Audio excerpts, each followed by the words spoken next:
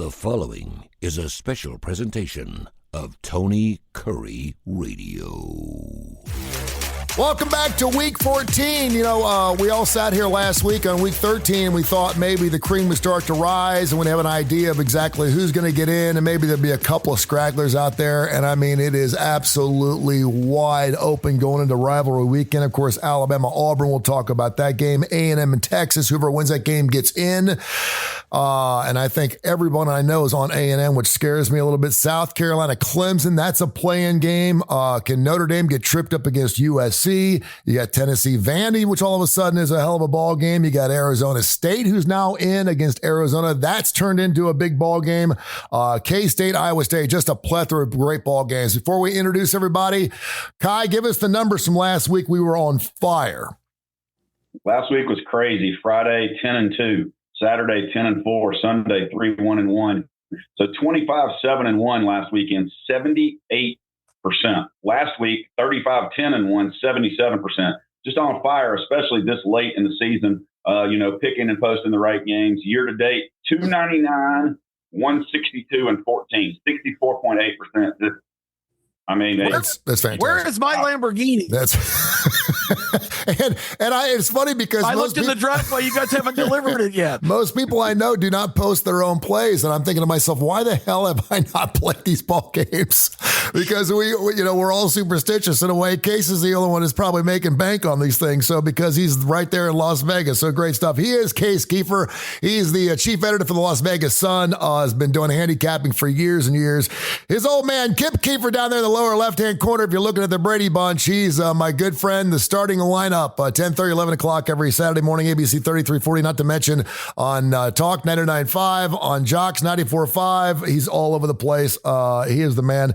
Also, of course, chief executive and executive director of the Birmingham Racecourse Casino. And we've got this man, Gregory, who's just been in the business on both sides of the fence now for nearly 30 years. He knows what he's doing. I'm Tony Kurre, of course, on Sports Radio ESPN for about 20 or 30 years. Let's jump into it, man. There's no time to waste here. First of all, Oregon, Ohio State, Texas, Penn State, Notre Dame.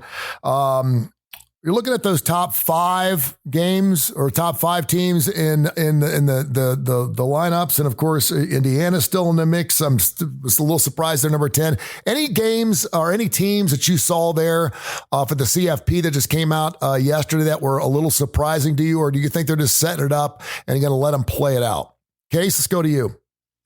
Oh, this is anything betting's my specialty. The whole rankings thing, I'm terrible radio for this. I just don't care. I want to know when the games are set. I'm going to set my numbers and fire on them. I can't even tell you the rankings, to be honest. I've been such a busy college basketball time. I was really immersed in college basketball. And aside, I might also just be taken aback. I don't think I've ever in my life seen Kip wearing a jersey. It looks really good today. So there you go. There you go. Alternate, but I don't know how I'm going to concentrate. I've never seen him in those threads before. It's my Golden Knights jersey from the Winter Classic last year, which is a collector's item.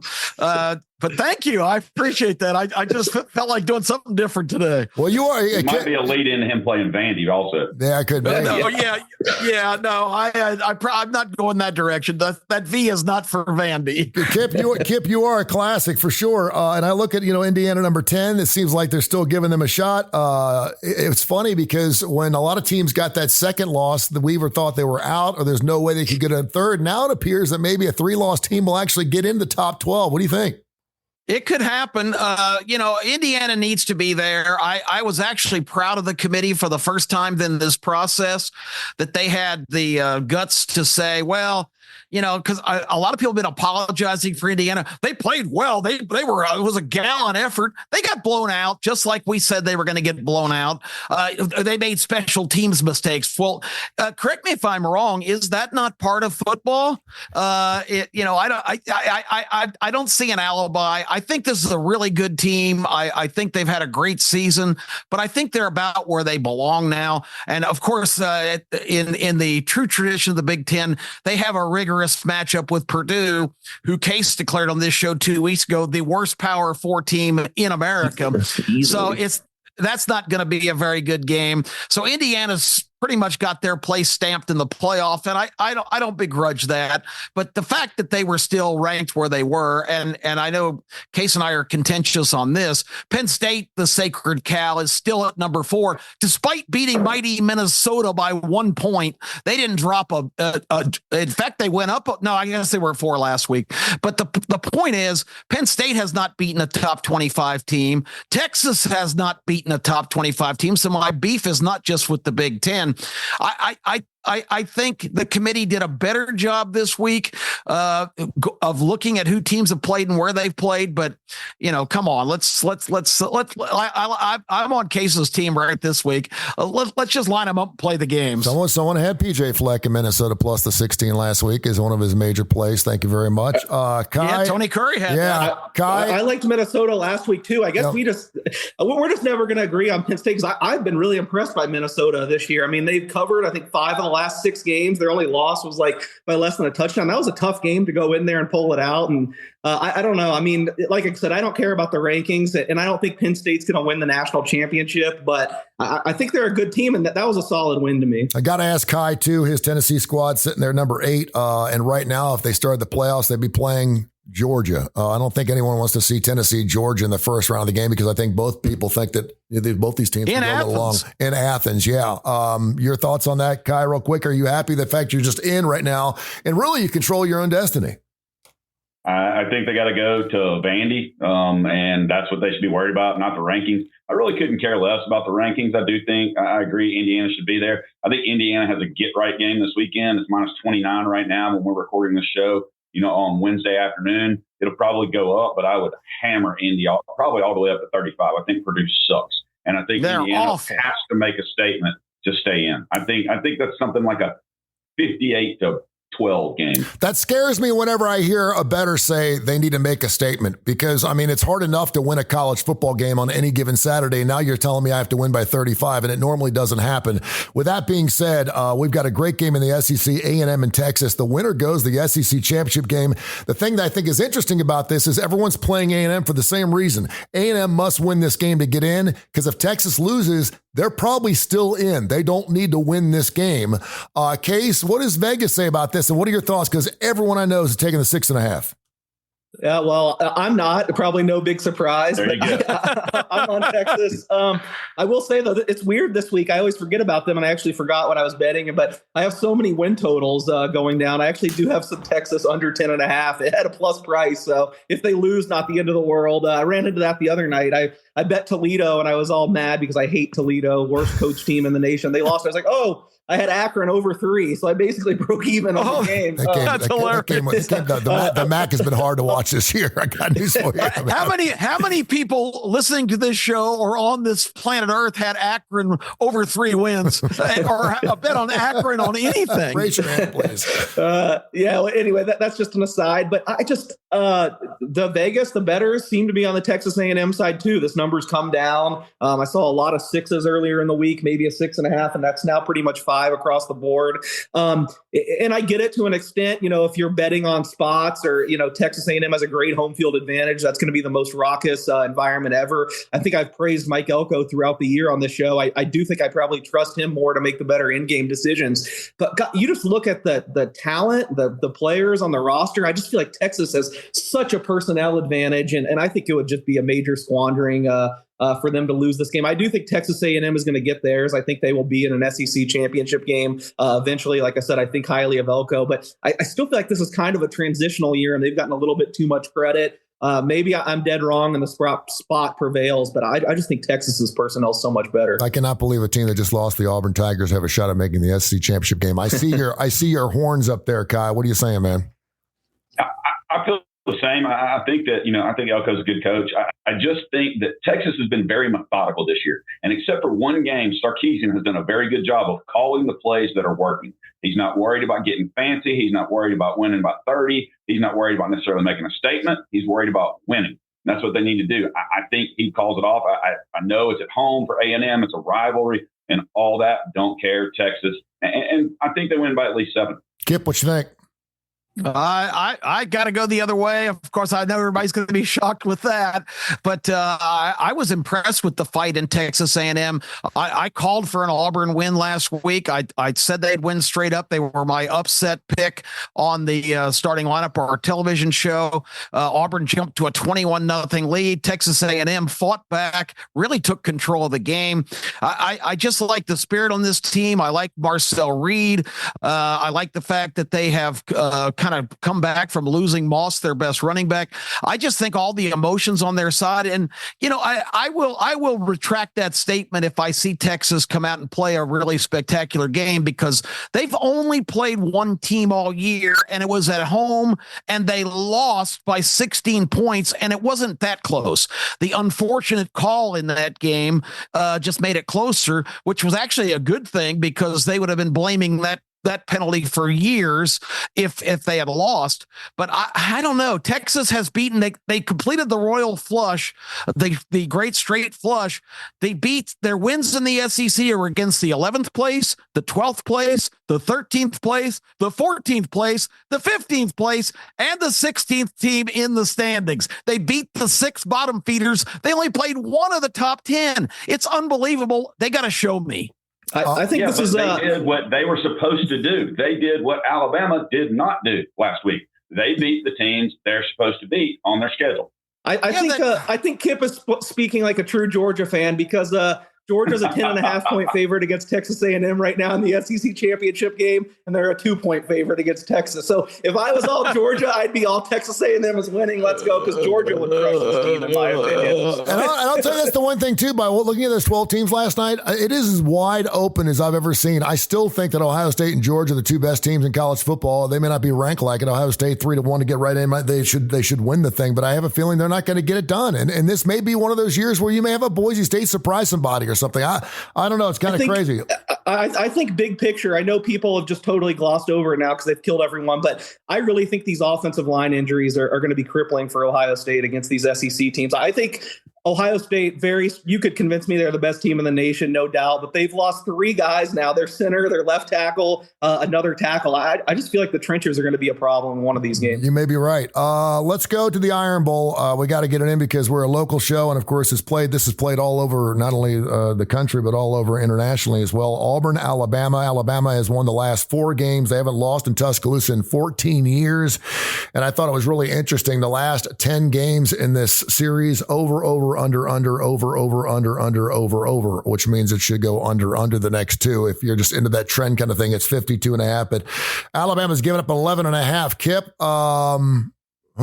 based on what I saw from Milroe in that offense last week, and I liked Auburn going into this game, but I saw it at 15.5, now 11.5. What do you think? Gosh, I mean, to me, this is the hardest game to forecast the entire week. Case talks about rosters being better. Alabama's unquestionably better than Auburn. Auburn's coming on, has done some good things. I like that they gritted out the win against A&M, but I still have just burned in my mind Peyton Thorne, although he played gallantly down the stretch to pull that game out. I still think Peyton Thorne, Hugh Freeze, I know everybody's down on Kalen DeBoer and Jalen Milroe, but I like the Alabama duo a hell of a lot more than the Auburn tandem. So I would be very hesitant and very nervous to give up 11 points, but I think Alabama's going to win the game, and I think they're going to win it handily. All right, Kai, what you got? I really like this spot for Alabama. You got Alabama coming off probably their worst performance of the season, maybe in 20 years. Maybe in 10 seasons. Yeah. A huge home win. A couple of things in there. So that trend sets up really nicely for Alabama. You have Peyton Thorne, who is a quarterback that can run, not a running quarterback, that's going to come in and I think can do something maybe against Alabama. But to me, the weaknesses that both teams have, the DBs versus the wide receivers, I give, Coleman and Williams, the 2 freshman receivers, one for Alabama, one for Auburn, good. I think if Milroe runs, I think Alabama absolutely hammers Auburn. That's what we were hoping for last week, and it just didn't happen. The lanes did not open up, and they just shut him down. I was really surprised by that case. Yeah, I will say, I mean, last week we actually, all 3 of us, I don't remember where you were, Tony, but Kai, Kip, and I were all on the same page of both Oklahoma and the Auburn games. We weren't betting the Oklahoma-Alabama game. I think we said it could go a lot of ways, and it did. And we all liked Auburn to win, so we cashed that one. And who knew we were going to be in the consensus here, too. I love Alabama in this spot. I know it's not easy to lay that many points with the team coming off this, but I made a huge adjustment. I'm going to look stupid on the starting lineup on my segment this week. I kind of tried to go a little bit through my process and how I price games. Luckily, I said, this is without a data point, so it's going to be a lot different. But, a week ago, I made Alabama a 17.5-point favorite in this game. I made a huge adjustment after they lost to Oklahoma. I still can only possibly get to 14. They're still getting 3 points at this part of the season. I mean, if I made it 17.5 a week ago, a 6-point move is just too much. I feel like this is a get-right spot for the Tide, too. So we're all in agreement. Hopefully we can make it 2 weeks in a row. I like Alabama. I'd lay the points here. Really interesting ball game because 2 or 3 weeks ago, this game meant nothing to Dabo Swinney and the Clemson Tigers. Now, all of a sudden, both of these teams have something to play for. Obviously, the rivalry for South Carolina. Clemson, they lose the first game of the year to Georgia, and I mean, they got manhandled 34-3, and everyone's like, okay, this is not going to be the same thing. And all of a sudden, people are like, you need to go to the portal. Why aren't you getting the transfers, Dabo? What are you doing? Next thing you know, he's rolling into this game, and he's got a great shot to make the playoffs if he can knock off South Carolina as a 2.5-point favorite. Kip? I'm sorry. I'm an SEC guy, but I like Clemson in this game. I don't understand all of this. It's a play-in game. South Carolina's going to have a great chance to get in the playoff. What happened to the stigma of 3 lost teams? Alabama and Ole Miss are sitting there at 3 losses. Alabama beat South Carolina. Ole Miss slaughtered South Carolina. South Carolina has beaten Missouri and Vanderbilt, and now they're the hottest team in the country. I don't buy it. I know South Carolina has a lot of great pieces. The defensive line is dominant. Lenora Sellers getting better and better. I think Clemson at home beats them, and even if South Carolina finds a way to win, if Alabama and Ole Miss are sitting there with 3 losses and they both beat South Carolina this year, I don't understand this sentiment that South Carolina deserves a playoff spot because they beat Missouri and Vanderbilt. Guy, the only thing I say about Clemson right now is they are incredibly banged up on both their lines right now, and so I don't know what's going to happen against that SEC lineup of the South Carolina. They suck in 11 o'clock games at home. They do. Clemson No doubt. historically sucks in 11 o'clock games. I think that defense is going to get all after Klubnik. I don't think I would play this game, me personally, because they are so banged up. If I did, I would go with South Carolina just because, and that's probably SEC homerism by me, because I can't stand Beamer.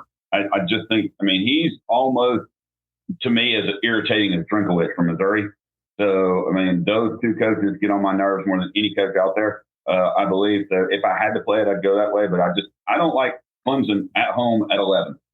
Okay. You didn't like the 11 o'clock feel. And, of course, that's 9 o'clock Pacific time, Case. Yeah, I bet South Carolina money line plus 125. If you like the Gamecocks, I would tell you to look for the money line. I don't think the 2.5 points are really going to matter. I think I labeled it a lean in my column at LasVegasSun.com too. So not one of my stronger sides.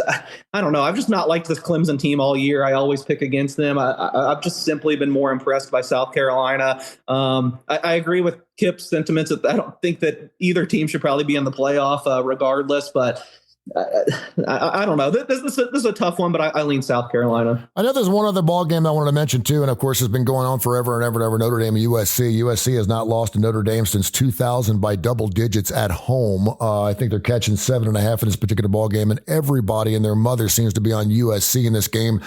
Maybe because they like USC or because they hate Notre Dame, but everyone loves to bet against Notre Dame. Case, you're down there shaking your head. I know you got one of my biggest bets of the week, Notre Dame. I think we were all 3 on USC last week, and I'm super happy we won, but we got extremely lucky. Georgia dodged a bullet, and I think USC is having some buyer's remorse with Jaden Maeva. He looks just lost. He looks terrible out there. He should have had multiple interceptions. I know there was a sentiment around UNLV when he left that it's not that big of a deal, that they didn't really love him. They thought they could have better quarterbacks to fit their system. And I was thinking, oh, yeah, right. You're disappointed you lost out on a quarterback that USC and Georgia were bidding for. But I really think there's problems with this offense right now. I think Miller Moss has one foot out the door. If USC came out this week and said Miller Moss is starting, I'd be extremely worried, and I'd probably be tempted to be on USC. But if you've watched this Trojans team at all, I could see passing on Notre Dame and not liking the spot, but I can't see putting your hard-earned American dollars on Jaden Maeva right now. No, and I mean, for some reason, USC feels sexy this year. I'm not sure why. I really don't. Maybe it's just because it's USC. They're always kind of sexy. South Carolina. They're a 500 team. Yeah. Cases American dollars. I wouldn't put pesos or francs on them either. But this is just such a interesting game because it's always kind of a national rivalry game. It would be very ironic if USC was able to rise up as a 7.5-point underdog and win the game. Notre Dame clearly on paper is better, but it's an intriguing matchup. But I don't trust Lincoln Riley against anybody. And the first time in a long time, quite frankly, Notre Dame's strength of schedule has been the lowest as it has been this year. It's terrible. They haven't played anybody either. And I actually had Army plus the 14.5 last week, and I was on the wrong side of that. I just thought they'd keep it straight. But I was pleasantly surprised that Notre Dame. Listen, it's all on Notre Dame's defense, Guy. I mean, if their defense plays well, they're going to win the football game. I'm going to say Dominus Ominous, touchdown Jesus, Notre Dame big. There you go, Notre Dame big. Do we even want to mention Ohio State, Michigan? I got a friend of mine, actually, it's my brother he works for Mattel Corporation in Columbus, and he said if Ohio State loses this game to Michigan, and yeah, I know they're favored by 20.5. We've seen it happen before. Coach Rye's gone. He's done. And that's with 2 losses and probably going. He's right. And probably going to the playoffs. It's a revenge game. Ohio State. Huge. Yeah, as a 2-loss team, they will get into the playoffs, but they're going to fire their coach over it. And big picture, I think, Michigan now seems like they have their war chest in place. They have so much money flowing in there. I don't think you're going to be a 20.5-point favorite in this game for a long time. Ever for years. If you lose this year, which I do not think they will. I agree. I think he's gone. I don't think they're going to lose, but I'm not going to give 3 touchdowns. Case just talked about the Ohio State offensive line. The only strength Michigan has is their defensive front. To me, that negates a 21-point line. I think Ohio State will win, but I don't think this is going to be a blowout. I just don't see it. All right, let's go around the horn here. We got a few minutes left here. K4Wins. Remember that, K4Wins. Very easy to remember, K4Wins.com. For all of our plays, we're hitting 64.8%. It's over 70-something% this last weekend. It's been crazy. We do hoops. We do NBA. College hoops is really, really hot right now. We do hockey, NHL more. And, of course, we're going to be here for you during college football and the NFL playoffs as well coming up here starting in the next few weeks. Kip, let's start with you. What's bugged out to you? We just went through a boatload of games. Any other games that are tipping you off today? I've got in the Mac Brown Farewell Bowl, I've got North Carolina to cover at home. I think the players like him. Any fan of North Carolina can't possibly like him because he should never have been back the last couple of years. But North Carolina State might be the most disappointing team in the country. They were actually ranked to start the season. They stink. And I just don't see them putting up much of a fight in this game. So give me the Tar Heels. Miami has given up 10.5 according to my latest numbers at Syracuse. I don't think they are going to lose to the Orangemen, but Syracuse is a weird team that seems like they jump up and bite teams when they're really not expecting it. Getting 10.5, Miami's got all the pressure in the world on them. Syracuse has nothing to lose. I'll take those points. And the only other game I got on my list, and you mentioned it in the open, Tony, there's a 4-way tie right now in the Big 12, and I think Kansas State might be better than all 4 of those teams. They're playing at Iowa State. They're a slight underdog. Iowa State has righted the ship the last couple of weeks and won a couple games against lesser competition. I'm so unimpressed with the 4 finalists in the Big 12 that I think Kansas State's got a lot of incentive just to prove that they've had a couple bad bounces and a couple tough losses and didn't show up in some spots, but I really like the Wildcats to beat Iowa State. Kai, what you like? I mean, there's so many games we hadn't even talked about. We didn't talk about Oklahoma, LSU. We hadn't talked about Washington, Oregon. We hadn't talked about Georgia, about it, baby. Talk about it. Throw it out there. Do it. I mean, one of my favorite plays of the weekend is Arkansas and Missouri. Brady Cook. It looks like he's back healthy. I love the over in that game. Luther Burden, probably his final game in college, or at least there. So really liking that. Taylor Green's gone over 3,000 yards passing or total this year. Arkansas has never won in Columbia, so if I play the side, I'm playing Missouri. But there's that. I think UAB might have figured something out last week. And maybe they come back and they cover the against Charlotte. Maybe not. Who knows? I don't want to give them Charlotte sucks. They're terrible. They're terrible. Oklahoma off their huge win, LSU kind of limping into the game after their game against Vandy. I'm waiting because I think there's a lot of other games that are better. But, looking at that, I think Georgia absolutely steamrolls Georgia Tech. I know we've been talking about it. You don't give up 19 in a rivalry game, but unless the two hanging from Georgia Tech can just cut it loose, then I like Georgia in that spot. Something like a 32 or 35-10 game. There I'm jumping on the bandwagon with y'all. I like Kansas at Baylor. I've been against Kansas the last 2 weeks, and fool me once, shame on me. Fool me twice, shame on you. Fool me 3 times, I'm an idiot. So I'm going with them. But I love SMU this weekend. I like Syracuse at home catching the 11 versus Miami. I really do. I think McCord can go crazy against that secondary. So there's that. Like I said, I like Indy. I like Notre Dame. I like UTSA and Army over as well. And then Tennessee, I'm going to root for my team, but I want to see what the final release comes out Saturday on Pavia, because if they go to the backup, they're probably going to run the option. And Tennessee has been susceptible to running quarterbacks, and that's what scared me when they played Alabama. But Milroe didn't run. Pavia can run. If they go to the backup, they're going to run an option, and then I take Tennessee if I'm waiting late. And of course, we have Thursday NFL games, which I can't find here on my sheet, but I'm loving Detroit over their team total Thursday. And who in the world knew Dallas would be favored against anybody anymore this year? I mean, I guess they got right. The Giants. What an awful game for Thanksgiving. It doesn't mean they're going to win. Then Thursday night, we got Miami and Green Bay, so we're good. There you go. Case, what's jumping at you? Give me your best bets. Well, it sounds like I mostly agree here. I actually bet 2 of 3 of Kip's sides for maybe a first in the show. I definitely like Kansas State, and I agree. I mean, what a missed opportunity for the state of Kansas this year. I really, in my heart, both those teams, Kansas State and Kansas, are the 2 best teams in the Big 12. If we ran the season back starting today, they weren't that way at the beginning of the year. I think Kansas struggled with losing Colton Dickey to Penn State. The game I disagreed on, I think Kip, it's the holy trinity of top teams that Kip and I disagree on. Penn State, Texas, and Miami. And it's not only Kip doing this, but I've just heard so much about how bad Miami's defense is that I think we're missing the plot of just how off the charts good this offense has been. Best offense in the country. And it's a lot easier to turn around your defense. Now they're coming off a bye week. I'm not saying they're going to be great, but I wouldn't be surprised if they're decent. I laid 10.5 there with Miami, but again, agreed on the Kansas State and North Carolina ones. Some of the bigger bets I made looking here. How about a Friday game? I like Nebraska +6 against Iowa. Iowa's down to a walk-on quarterback, and I know there's some hype there because he tore apart Maryland last week, but if you've ever watched any of Kip's other show, including the starting lineup, I pick against Maryland constantly because I have the lowest opinion possible. Mike Loxley, their coach. They're never prepared, so I really downgrade them for that. Nebraska, on the other hand, even though they blew the game and got jokes made about them 2 weeks ago, their offense has looked way better since Dana Holgerson's taken over. This line's way too long for me, and there hasn't been a whole lot of action on it, so I'm wondering if I'm missing something. But I like Nebraska in that spot, certainly, and one other aside, Kai kind of mentioned the game, LSU Oklahoma. Whatever happened to we're having an epidemic of sportsmanship in the SEC. I complained last week Texas kneels instead of covering against Arkansas. What the hell was that by Brian Kelly, who needs brownie points more than anyone?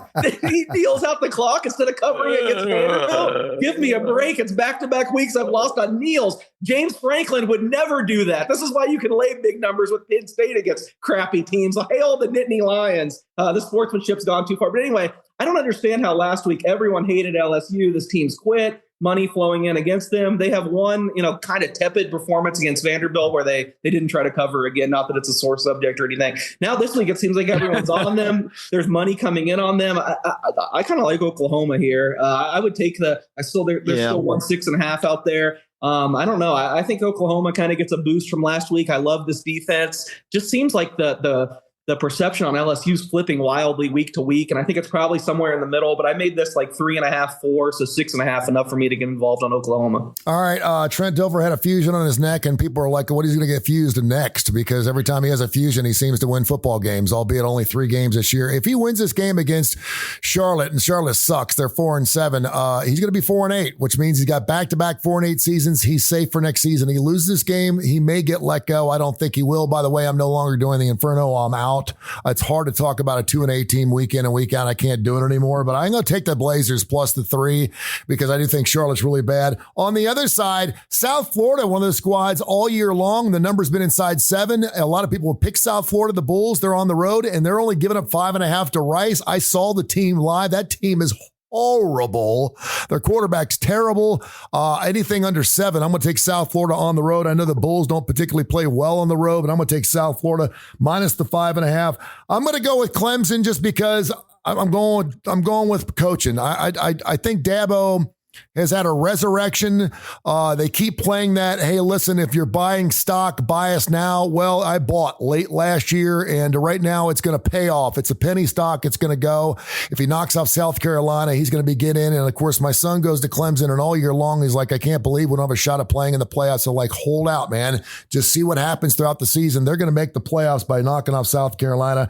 I'm going to go A&M just because the number seems to go that way. I like the fact they actually lost in a 4 overtime game to Auburn. I think they've got something left over. I don't think Texas is going to lose the game, but I don't think they're going to cover the 6.5. And I'm going to go that over. I'm going to take the under. I think Alabama and Auburn are 2 teams, believe it or not, that are in disarray. I don't think there's any leadership on the Alabama squad, and I sure as hell don't think that DeBoer is that leadership on that squad. I'm not saying he's not going to be a great coach, not win a national championship down the road. Hugh Freeze, I don't care if he's got the number 1 recruiting class for the next 3 seasons. His team is not good. And it's not the number 1 recruiting class. That's a lie. It's not. And the crazy thing about Auburn is if you look at any of their RPIs or any of their numbers, they're a lot better than what they're playing. They're a lot better football team what they're playing. And a lot of people don't believe that line should be nearly what it's at 11, 12. But I do think they're going to feel each other out. We just saw a lot from Alabama. And you just mentioned, 20 years since they scored 3 points in a ball game? Alabama can't find their offense. They don't know what to do with Milroe. And I think they're in a situation where they're snake bit a little bit. I think they're going to go into this game, and I think they're looking behind them a little bit. They haven't lost the last 4 ball games. That last one, 48-45 back in 2019. And Auburn's playing for everything. And of course, if I'm going to take the dog, I'm going to take the under 52.5. The under 52.5 game. I think I can see like a 20-17 game in that particular game right there. Real quick, any pros real quick before we move on, because it's getting down to the nitty gritty in the pros as well. We still got a third of the season to go, but it's starting to get clear for all of us. Kai?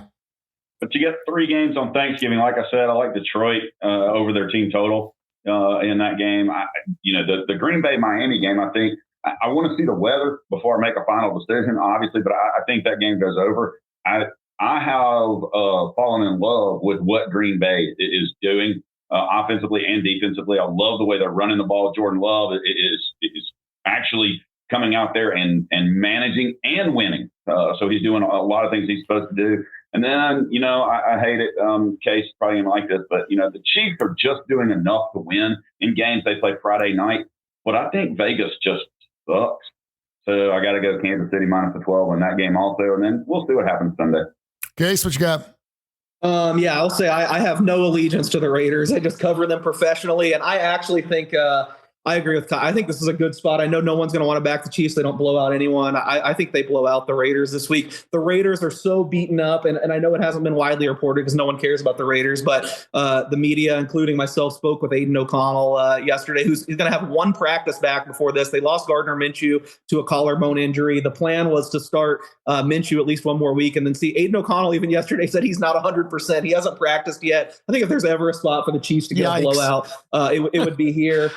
Thanksgiving Day, some interesting. I don't know what's going on. I don't know if there's an injury or what, but a lot of money has come in on the Bears since we've been on the show, down to 8.5. To me, that would seem like I wouldn't mind laying that short of a price with Detroit. I'm interested in this Green Bay Miami game too. This is another one that seems a little short to me in the elements. I mean, Miami's playing great. But I would think 3 is a little short with Green Bay, but there has been a lot of sharp interest in the Dolphins there. It hasn't gone well when I weigh in on Tony's team, but I'm going to not pander to him here, as I really do like it. It's my biggest bet of the week.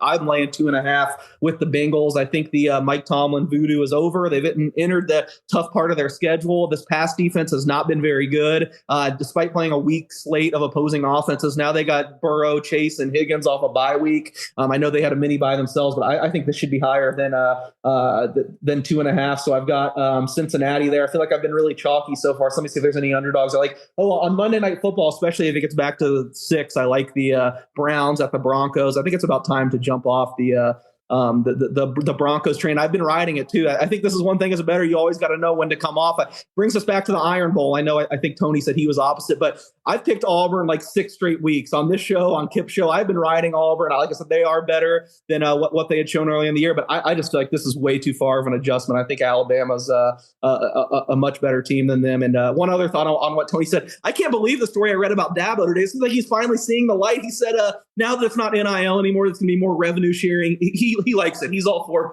players getting paid now. I thought Clemson was done and buried. I was ready to throw dirt. I thought they're going to have like 2 more good years and then middling. I don't know. Maybe now Dabo's seeing the light, they have a chance. Kansas City's won. By the way, Kansas City's won 8 games this year. It's the most games since 2011. 8 games by less than 6 points. They do just get by. They're a fun team to watch, but good teams win close ball games. Kip, do you have anything in the NFL you want to throw out there real quick?